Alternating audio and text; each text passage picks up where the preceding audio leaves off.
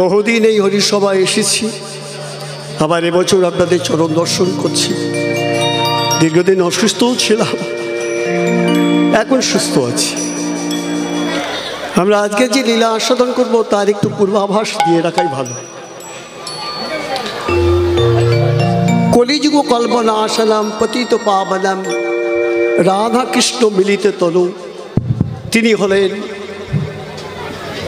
আমাদের শ্রীকৃষ্ণ চৈতন্য মহাপ্রভু। তো এই শ্রীকৃষ্ণ চৈতন্য মহাপ্রভু কলিযুগের গুপ্ত বৃন্দাবন শ্রীধাম নবদ্বীপে অবতীর্ণ হয়েছিলেন। রাধা কৃষ্ণ মিলিত তনু, বহিরঙ্গ রাধা অন্তরঙ্গ কৃষ্ণ, তিনি আমাদের শ্রী গৌরাঙ্গ। অবতীর্ণ হলেন কোথায়? কলিযুগে গুপ্ত বৃন্দাবন শ্রীধাম নবদ্বীপ।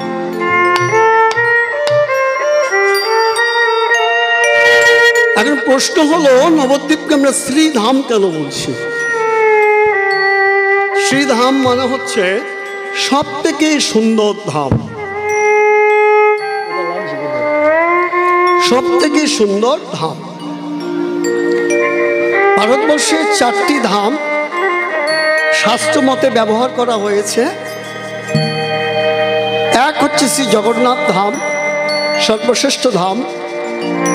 দ্বিতীয় হচ্ছে রামেশ্বরম, তৃতীয় হচ্ছে দ্বারকা, চতুর্থ হচ্ছে কেদারপত্রী দ্বারক। কিন্তু 4টে ধাম বটে, কোনোটাকে শ্রীধাম বলা হচ্ছে না। শ্রীধাম এবং কেবলমাত্র নবদ্বীপ। তাহলে নবদ্বীপ শ্রীধাম কেন? না, যেহেতু নবদ্বীপের মাটিতে দুই শক্তি এক হয়ে রাধা কৃষ্ণ মিলিত তনু হয়ে আবির্ভাব, সেই জন্যই নবদ্বীপকে বলা হচ্ছে শ্রীধাম নবদ্বীপ। তাহলে স্বয়ং ভগবান রাধার কান্তি ধরি হইলেন নদিয়া বিহারী, কলিযুগের অবতরী। তাহলে আসার কারণটা কি? সত্যের যিনি নারায়ণ, তেতার যিনি শ্রীরামচন্দ্র, দাপরের যিনি মদন মোহন, তিনি কলিযুগের শ্রী সচিনন্দন। আসার কারণটা কি? কলিযুগের মানুষদের মুক্তি দেখাতে, উদ্ধার করার জন্য। কলিযুগের মানুষদের, কারণ কলিযুগে মানুষদের পরমাণু খুব অল্প, কলিযুগের বয়সও অল্প। সত্যযুগের বয়স ছিল 17,96,000, ত্রেতা যুগে হয়ে দাঁড়ালো 17,28,000, ত্রেতা যুগে হয়ে দাঁড়ালো 12,96,000, দাপর যুগ হয়ে গেল 8,64,000, কলিযুগ হয়ে গেল 4,32,000। আর আমরা কলিযুগের মানুষ, আমাদের জীবন ধন্য যে এই কলিযুগে মহাপ্রভুর আবির্ভাব।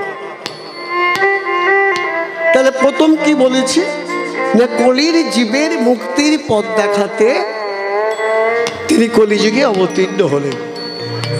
তাহলে কলিযুগের মুক্তির পথটা কি? কি পথ? হরে রাম হরে রাম হরে নাম কেবলম, হরে নামৈব কেবলম, কলৌ নস্তেব নস্তে নস্তে গতিরন্যথা, গতি অন্যথা। কলিযুগে মুক্তির পথ হরের নামৈব কেবলম। না না, সেখানে কিন্তু মহাপ্রভু কোনো জায়গায় উদ্ধৃতি দেননি তোমরা যাগযজ্ঞ করো না, পূজা অর্চনা করো না, ধ্যান করো না, সব করো, কোনো জায়গায় বাধা নেই।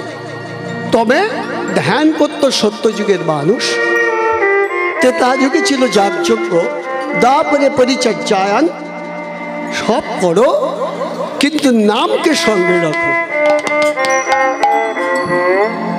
হাতে করো কাম, মুখে রাখো নাম। কর্ম করো কিন্তু মুখে নাম রাখো।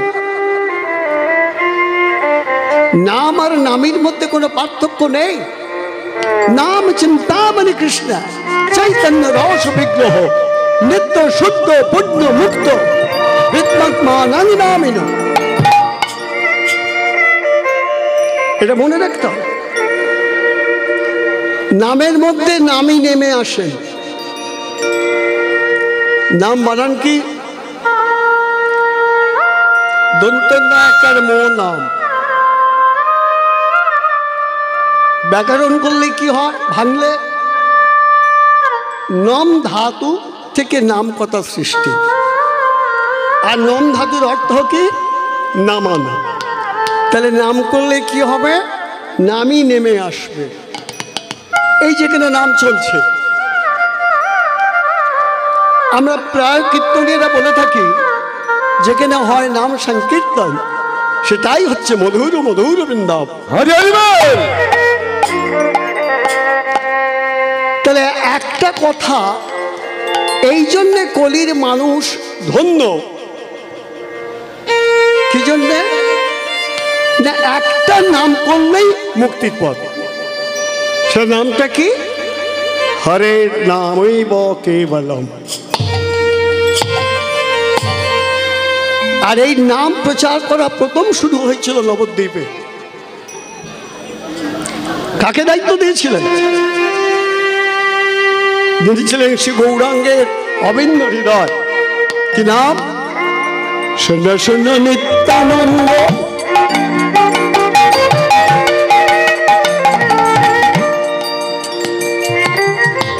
এক গেল, আর একজনকে শোনো হরিদাস। শোনো শোনো নিত্যানন্দ,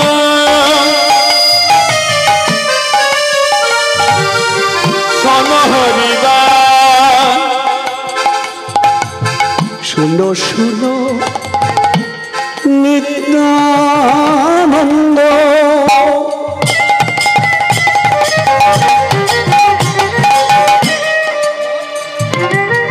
শোনো হরিদাস। শোনো শোনো নিত্যানন্দ, শোনো হরিদাস। সর্বত্র হরি নাম করো হে প্রকাশ। সর্বত্র হরি নাম করো প্রকাশ। সর্বত্র হরি নাম করো হে প্রকাশ। সর্বত্র হরি নাম করো প্রকাশ। যাও যাও যাও, চলে যাও দুজনে। কি করবে জানো? নয়নে ঘিরিবে যারে,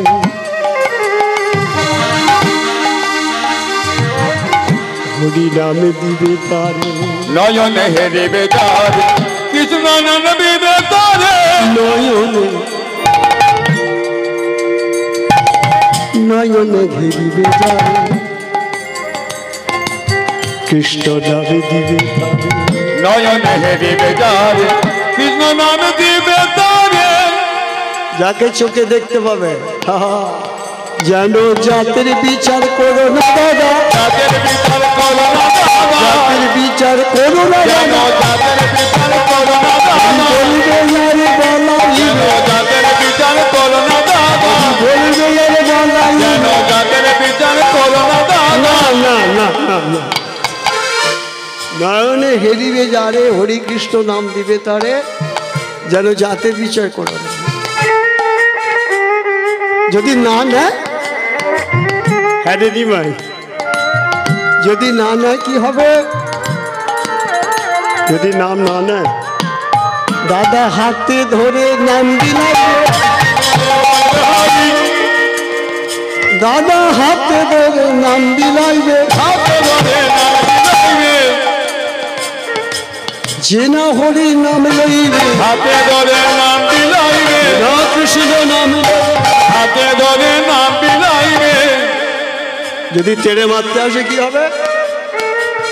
দাদা মার খাবে কিন্তু মারবে না, মার খাবে কিন্তু প্রত্যাঘাত করবে না।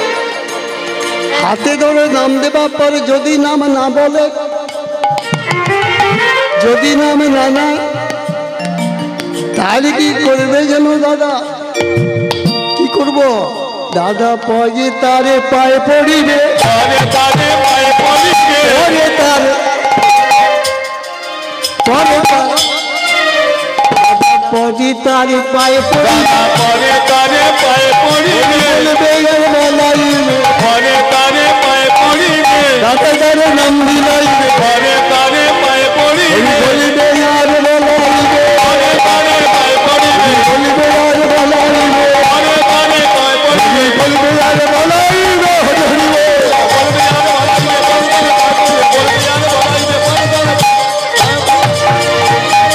পরে তারে পায়ে পড়িবে, পরে তারে পায়ে পড়িবে, পরে তারে পায়ে পড়িবে। ভক্তমণ্ডলী এই নবদ্বীপে নাম প্রচার শুরু করলেন। নিত্যানন্দ হরিদাস সর্বত্র হরিণ কৃষ্ণ নাম করহ প্রকাশ। তো মহাপ্রভু দেখলেন সবে নবদ্বীপের প্রচার শুরু হলো, এবার তো আমাকে সারা ভারতবর্ষে প্রচার করতে হবে, সারা পৃথিবীর মানুষ এই নাম বলবে, এই কাজটা তো আমাকে করতে হবে। পৃথিবীতে যত আছে নগরাদি গ্রাম সর্বত্র প্রচারিত হবে মধুর হরিনাম। মহাপ্রভুর সিদ্ধান্ত ভুল নয়, সারা বিশ্বের মানুষ আজ হরিনাম সংকীর্তন করছেন। এ তো গেল নবদ্বীপে তিনি যারা হরি বৈমুখী ছিলেন তাদেরকেও তিনি কৃপা করে উদ্ধার করেছে, জগাই মাধায়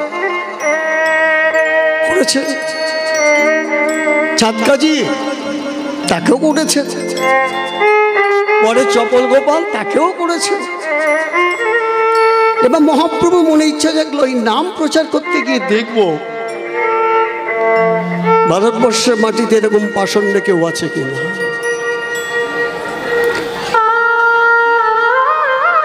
এমন যদি কোনো পাষণ্ড থাকে তাকে উদ্ধার করতে হবে, করতে হবে। এই সিদ্ধান্তটা নেওয়ার জন্যেই তাকে গৃহত্যাগ করতে হয়েছিল, যে আমি যদি সংসার মাঝে থাকি, সংসার মায়া যদি আবদ্ধ হয়ে থাকি, তাহলে জীবের মঙ্গল সাধন সম্ভব নয়, মানুষের মঙ্গল সাধন সম্ভব নয়। সেই কারণেই তিনি সন্ন্যাস মন্ত্রে দীক্ষা দিলেন, গৃহত্যাগী সন্ন্যাস। আমার মহাপ্রভু নিজে মুখে বলছেন, আমি যা করি তা তোমরা করিও না, আমি যা বলছি তাই তোমরা করো। সংসারে থাকো, সংসারে থেকে নামকে আশ্রয় করো। তাহলে সংসারে থেকে যারা নামকে আশ্রয় করে, শ্রীহরির পদ্মকে ভজন করে, তারাও কিন্তু সন্ন্যাসী। কি সন্ন্যাসী? গৃহী সন্ন্যাসী। আর জগতের মঙ্গলের জন্য যারা গৃহত্যাগ করে তারা গৃহত্যাগী। তাহলে গৃহত্যাগী সন্ন্যাসী যারা হন তারা গেরুয়া বসন ধারণ করে, কারণ গেরুয়া বসনটা, গেরুয়া রংটা ত্যাগের প্রতীক। কিন্তু গৃহী সন্ন্যাসী যারা কম্মানং কর্মানং নাশং সন্ন্যাসং করো বিদো সর্ব কর্ম ফল ত্যাগং প্রাহুস্ত্যাগং বিচক্ষণা। যারা বিচক্ষণ ব্যক্তি, সংসারে থেকে সংসারে কাম্য কর্ম করে কিন্তু ফল লাভের আশা করে না। কর্ম করবে তুমি, ফল দেবেন তিনি, তাকে স্মরণ করো। এরা গৃহী। তা গৃহী সন্ন্যাসীর মধ্যে অনেক মহাপুরুষ আছেন, তার মধ্যে আমার কাছে একজন শ্রেষ্ঠ মনে করি, তিনি হলেন শ্রী শ্রী রামকৃষ্ণ পরমহংসদেব। আমি মন্ত্র তন্ত্র কিছু জানি নে,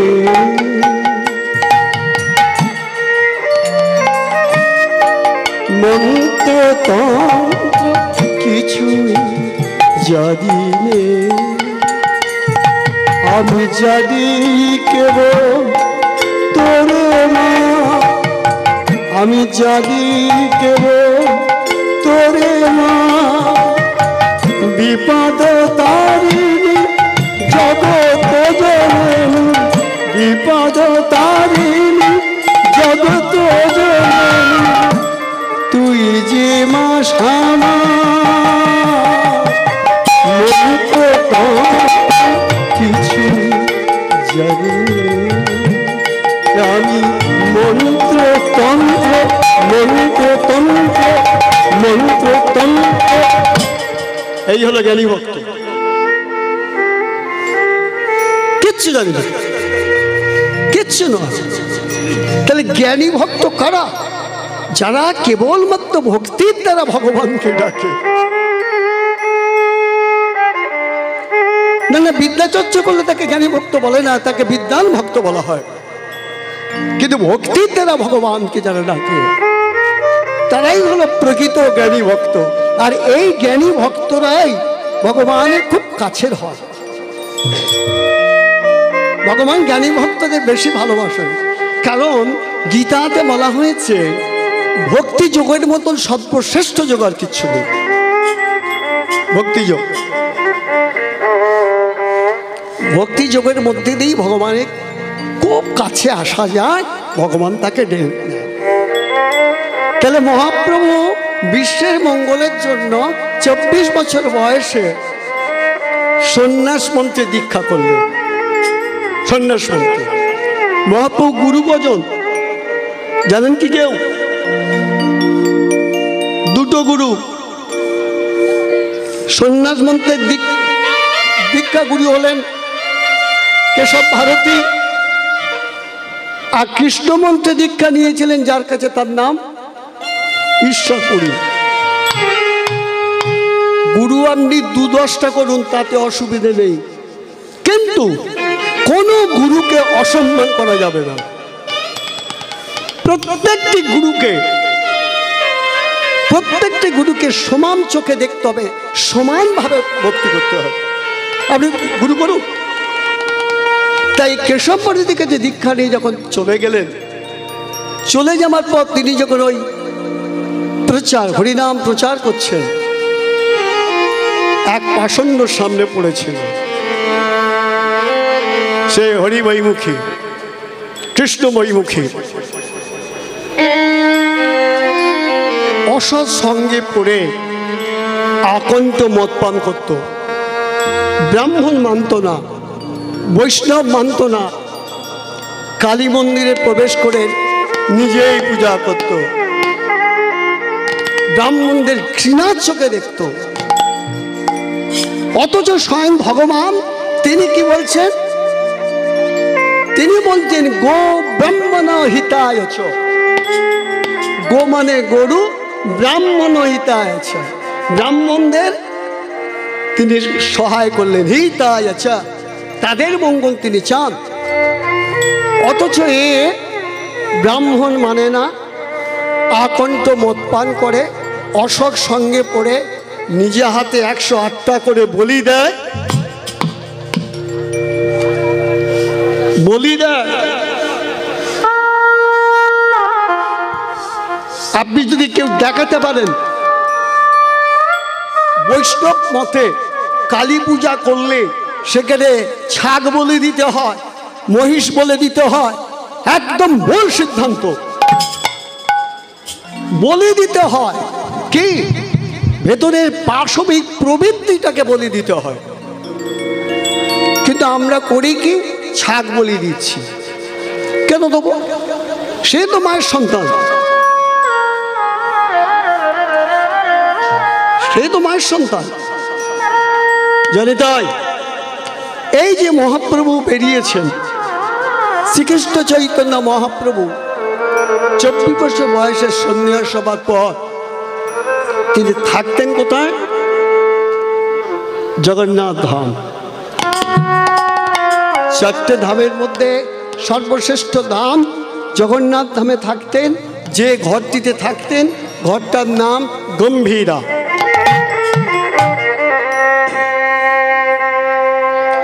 মহাপ্রভু নবদ্বীপ যখন ছাড়লেন, গম্ভীরা লীলা প্রকাশ করলেন নাম প্রচারের জন্যে, তখন কিন্তু নবদ্বীপের দশাটি বড় করুণ দশা, বিরহ দশা। বৈষ্ণব কবিতা দেখলেন নবদ্বীপের কি বিরহ। গোড়ায় অনুরাগে মোর, গোড়ায় অনুরাগে মোর, পরাণ বিদারে, পরাণ বিদারে, নিরবধি ছল ছল, ছল ছল মোদের আকি জল ঝরে, মোদের আকি জল ঝরে। নবদ্বীপের অবস্থাটা কিরাম? গোরা গোরা বলে মন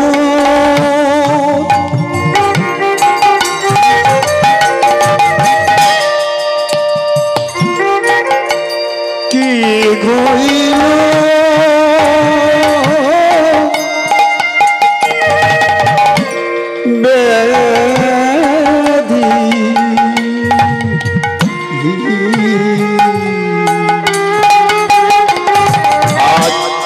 গোদা গোদা বলে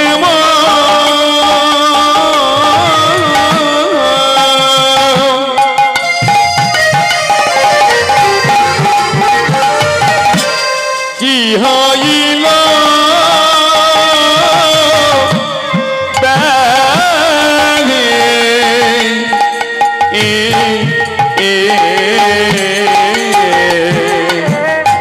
ভেতরে গৌর নাম, মুখে গৌর নাম, দুটি নয়নে জলধারা, সবাই কাঁদছে। সচিমা কাঁদছে, দিমাই রে চলে যাবি বাবা। বিষ্ণুপ্রিয়া কাঁদছে, হে প্রাণনাথ।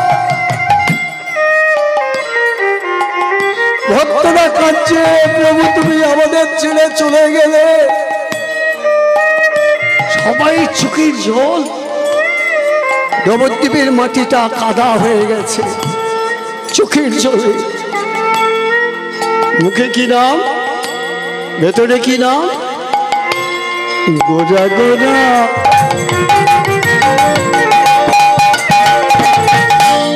বলে মোমো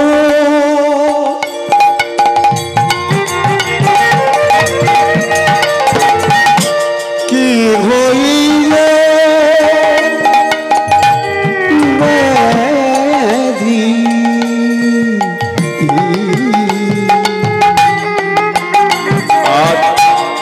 গোদা গোদা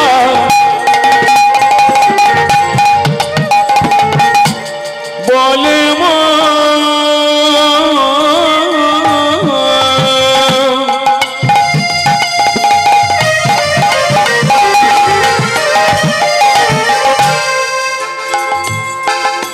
কি হইল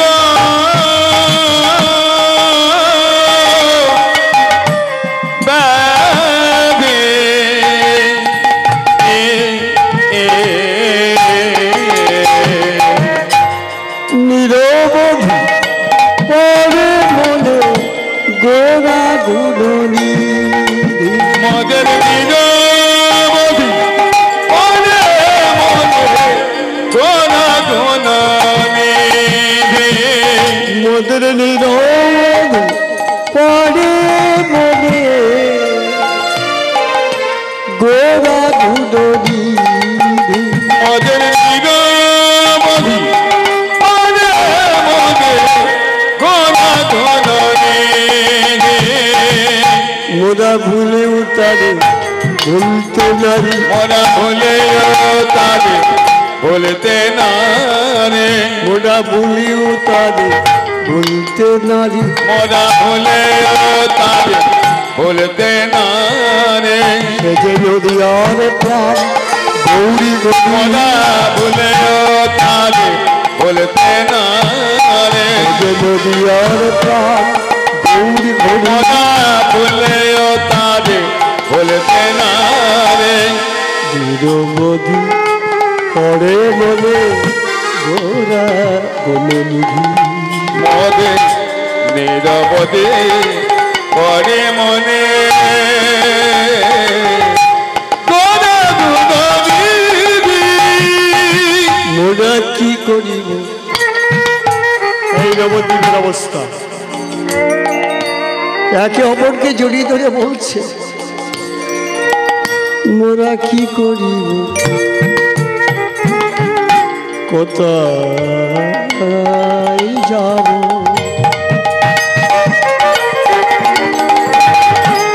গোড়ায় হলু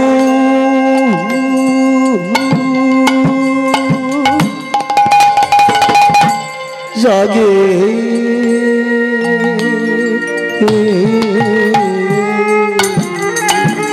মোরা কি করিব কোথায় যাব,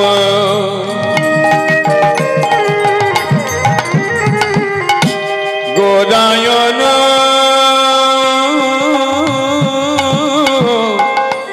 রাগে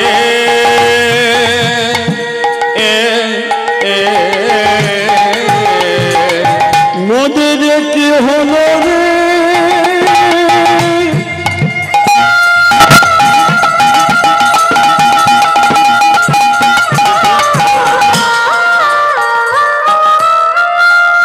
এই যে চরম ব্যথা হৃদয় মন্দিরে,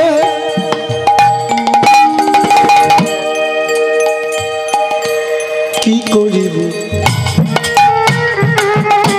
কোথায় যাব, গোজালু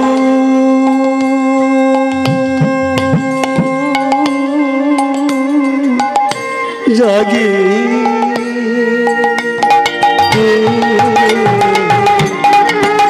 মোরা কি করিব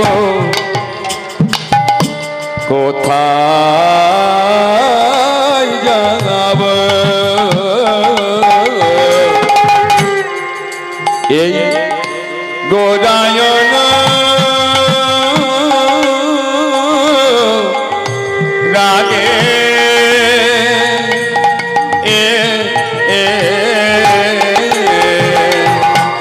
অনুক্ষণ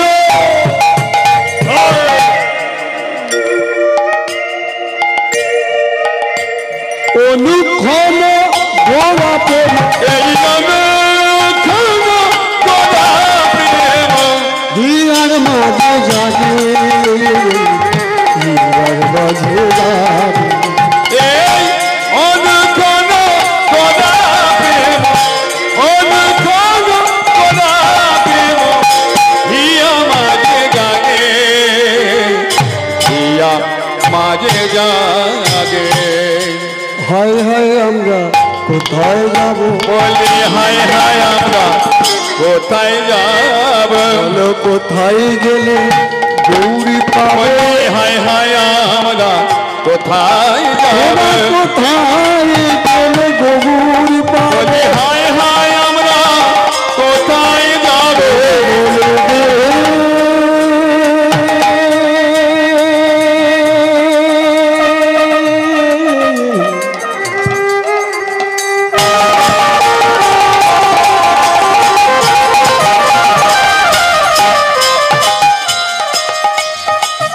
ওয়ে গো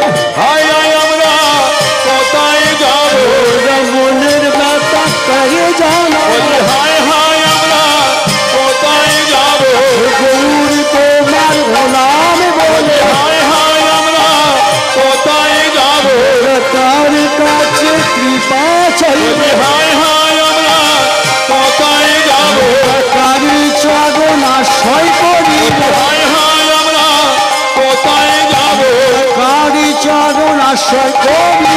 হায় হায় আমরা কোথায় যাব, গৌরী তোমার হলাম বলে, হায় হায় আমরা কোথায় যাব, গৌরী তোমার হলাম বলে, হায় হায় আমরা কোথায়, এই গৌরী তোমার হলাম বলে, হায় হায় আমরা কোথায় যাব, গৌর তোমার হলাম বলে, হায় হায় বলি, হায় হায় আমরা কোথায় যাব, গৌরাঙ্গ প্রীতি খাদি বটে গৌরাঙ্গ প্রীতি খানি বড়ই অভিশাপ, গৌরাঙ্গ প্রীতি খাদি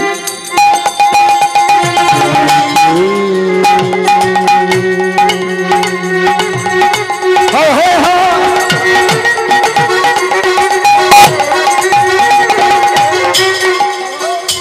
এমন গৌরর প্রেম,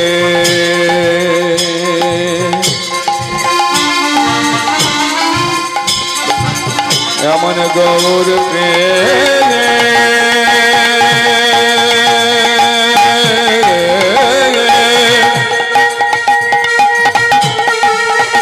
হয় নয় আর হবারে নয়, এমন গৌর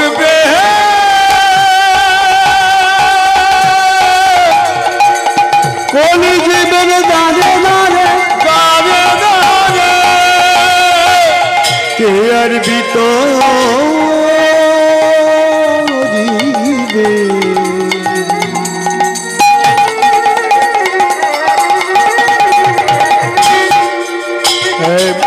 গৌর প্রেম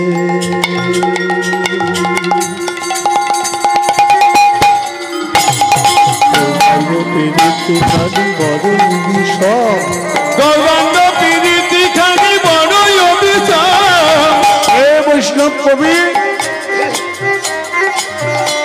নবদ্বীপে বিরহ যন্ত্রণা তোমার বুকে বেজেছিল,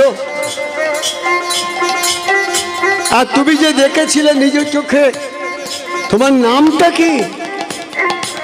আমার নাম বাসু কগে না রহিল ফুলের ধরে, নানা বাসু কহে না রহিল ফুলেরই ঘর, বাসু কগে না রহিল ফুলের ধরে, নানা বাসু কহে না রহিল ফুলেরই ঘর, পেলে তো পেলো না, নানা কে পেল না, পেলে তো পেলো না, নানা কে পেল না, যারা ধরল পেয়ে গেল, নানা কে পেল না, যারা ধরল পেয়ে গেল, নানা কে পেল না, গৌরী কৃপা হয়ে গেল, নানা কে পেল না, গৌরী তোমার হলাম বলে, নানা কে পেল না, উল্টা দুটি বাহু তুমি নানা কে পেল না, মুখে হরি হরি হরি বলিল, হরি হরি হরি বলে কাপলা কাপলা, হরি হরি হরি বলে কাপলা কাপলা, হরি হরি বাজু কায়ে না রহিল ফুলেরই ঘর, বাজু কায়ে না রহিল ফুলেরই ঘর,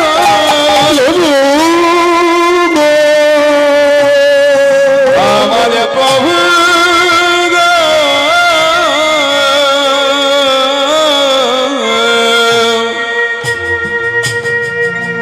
মহাপ্রভুর গম্ভীরা অবস্থা। এবার সিদ্ধান্ত নিলেন, ভারতবর্ষের মাটিতে এমন কেউ কি আছে যে হরিনাম বিদ্বেষী, কৃষ্ণ নাম বিদ্বেষী? এইভাবে মহাপ্রভু বহিরঙ্গ লয়ে প্রভু করিতেন হরিনাম সংকীর্তন, আর অন্তরঙ্গ লয়ে দিনে প্রভু করিতেন বৃন্দাবনের লীলারস আস্বাদন। যাদের সঙ্গে হরিনাম সংকীর্তন করতেন তারা কেউ অন্তরঙ্গ নয়, সব বহিরঙ্গ। আর অন্তরঙ্গ লয়ে প্রভু করিতেন বৃন্দাবনের মধুর লীলারস আস্বাদন। বহিরঙ্গ প্রচুর ছিল, ওই নবদ্বীপেও ছিল, জগন্নাথ ধামেও ছিল,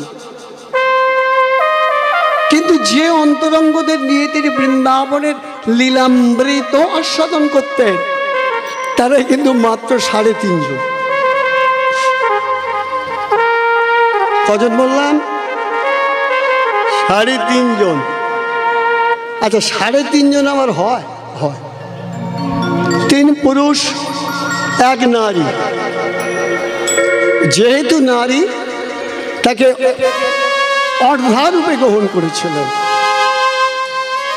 3টে পুরুষকে স্বরূপ দামোদর, রায় রামানন্দ, সিকি মহান্তি, আর নারীটিকে সিকি মহান্তির ভগ্নী, যার নাম ছিল মাধবী। এখন প্রশ্ন আসতে পারে, যিনি স্ত্রীমুখ দর্শন করেন না, তিনি একটা নারীকে অন্তরঙ্গ করলেন কি করে? ভালো করে বুঝুন, সন্ন্যাসী মানুষ।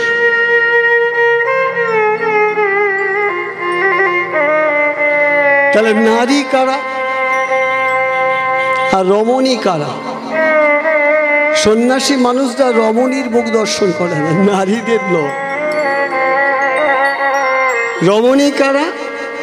যারা সংসারে সদাই করে রমণ, সংসার মায়াতে করে বিচরণ,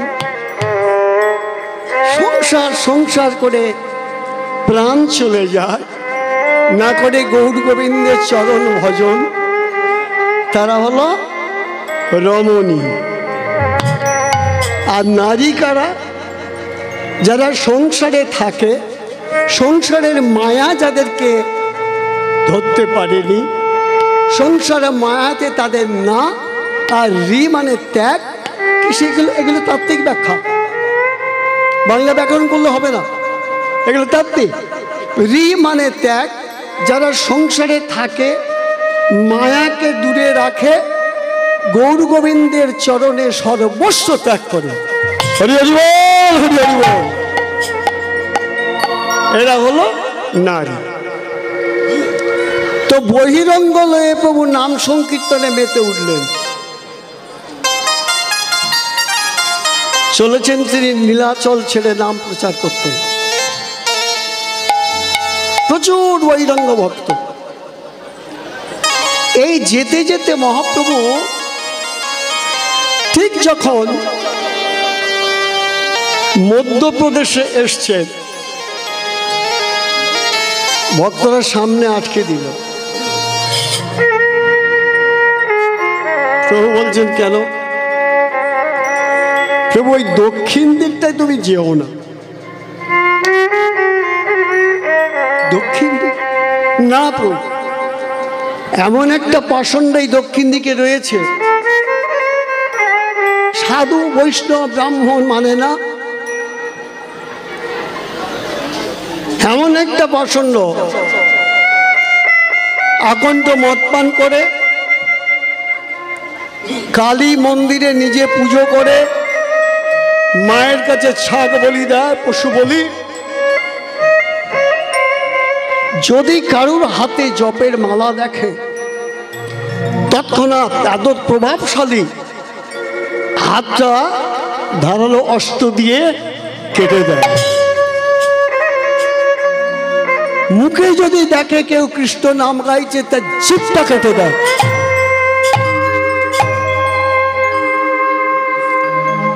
প্রভু মনে মনে ভাবলেন, এই জন্য আমাকে বাধা দিচ্ছে দক্ষিণে।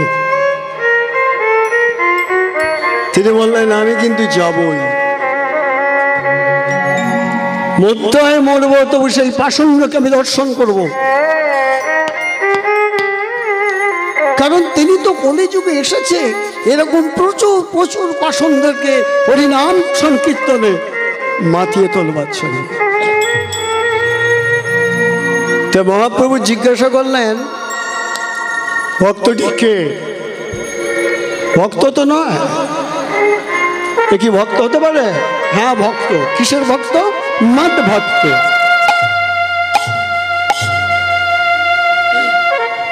মদ ভক্ত মানে কি?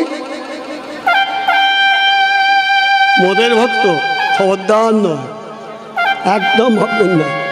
এ মদের ভক্ত, কিন্তু আমি বলেছি মদ ভক্ত। মদ অয়তলা হাসন ভ কয়তায় মদ ভক্ত। যেমন দেখবেন শ্রীমৎ ভাগবত গীতা, বানানটা দেখেছেন? দয় ভয় এক হয়েছে, ভয় না লাগলে দয়ের তলা আসন দিতে হবে, বাংলা ব্যাকরণের ব্যাখ্যা। তাহলে এই যে মদ ও মত, আর আমি বললাম মত, শ্রীমৎ ভাগবত গীতা, কথাটা মানে কি? শ্রী মানে সুন্দর। যদি কেউ নিজের জীবনটাকে সুন্দর তৈরি করতে চায়, সবাইকে সুন্দরের পথ দেখাতে চায়, তাকে কি করতে হবে? মত, আত্মসমর্পণ, আত্মনিবেদন, আশ্রয়। কাকে আশ্রয় করলে নিজের জীবন সুন্দর তৈরি হবে, চলার পথটা মসৃণ হবে? ভাগবত গীতা। গীতা হচ্ছে ভাগবতের একটা অংশ। যারা গীতাকে আশ্রয় করবে, গীতাতে আত্মসমর্পণ, আত্মনিবেদন করবে, গীতার কথাগুলো যদি একটু উপলব্ধি করে, সে তার নিজের জীবনটাকে সুন্দর করে তৈরি করতে পারবে এবং অন্যজনকে সুন্দর পথ দেখাতে পারবে। কিন্তু কষ্ট কোথায় জানেন, দুঃখ কোথায় জানেন? আমি আমাদের এখানে আসি, আপনাদের শিখরবাড়ি একজনকে আমি বর্দি বলি, রেবাদি। যতবার এখানে এসেছি, রেবাদি কিন্তু আমাকে একটা করে গীতা দেবেই, সেই সঙ্গে প্রণামী, ফলমূল আদি দেয়। আজকে আমাকে একটা গীতা দিয়েছে। তার মানে রেবাদি এটা বুঝেছেন যে গীতা মানুষকে দান করলে, অর্থ দান করলে, ফল দান করলে হয়তো পেটে খেয়ে নেব, কিন্তু গীতা যদি দান করা যায়, সে যদি প্রকৃত জ্ঞানী হয়, বুদ্ধিমান হয়, তাহলে গীতার বাণীগুলোকে আশ্রয় করবে, তার জীবনের চৈতন্য আসবে, চেতনা আসবে। কিন্তু কজনের বাড়িতে কটা লোক গীতা পড়ে দেখান তো?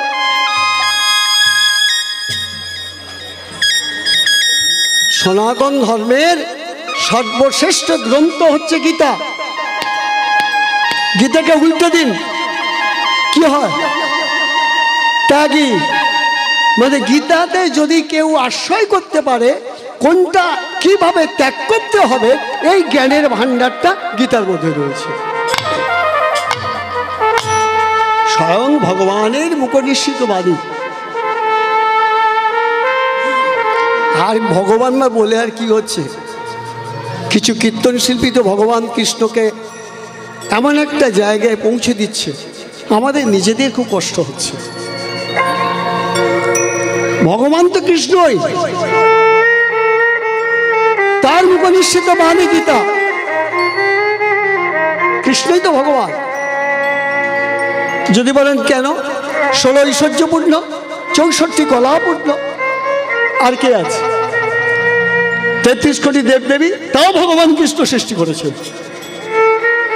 33 কোটি মানে 33 প্রকারের দেবদেবী, সংখ্যায় কোটি নয়।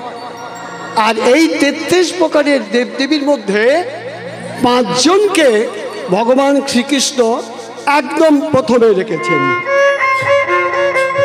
জানেন কে কে? নমো শ্রী গণেশ, শ্রী ভাস্কর, শ্রী বিষ্ণু, শ্রী মহেশ, শ্রী শ্রী দেবী দুর্গা মাতা, পঞ্চদেবতা ভো নমো নমো। প্রথম হলো গণেশ। পুরোহিত ঠাকুর কোথায়? তো রাধাকৃষ্ণ মন্দির। জিজ্ঞেস করুন, পুজো করতে বসতে হলে কাকে পুজো প্রণাম করতে হবে? একদম গণেশকে। দ্বিতীয় হচ্ছে ভাস্কর, সূর্যদেব। ভগবান দুজনকে বিশ্বরূপ দর্শন করিয়েছিল। প্রথম হচ্ছে সূর্যকে, আর দ্বিতীয় হচ্ছে অর্জুনকে। আর একজনকে দেখায়নি? মা যশোদা মাটি খেয়েছিল যখন, হাঁকর তো দেখি বার করতে গিয়ে দেখছে মুখগহ্বরের মধ্যেই সারা বিশ্ব ব্রহ্মাণ্ড। তাহলে প্রথম গণেশ, তারপর ভাস্কর মানে সূর্যদেব, তারপর হচ্ছে বিষ্ণু, তারপর হচ্ছে মহেশ, তারপর হলো দেবী দুর্গা মা।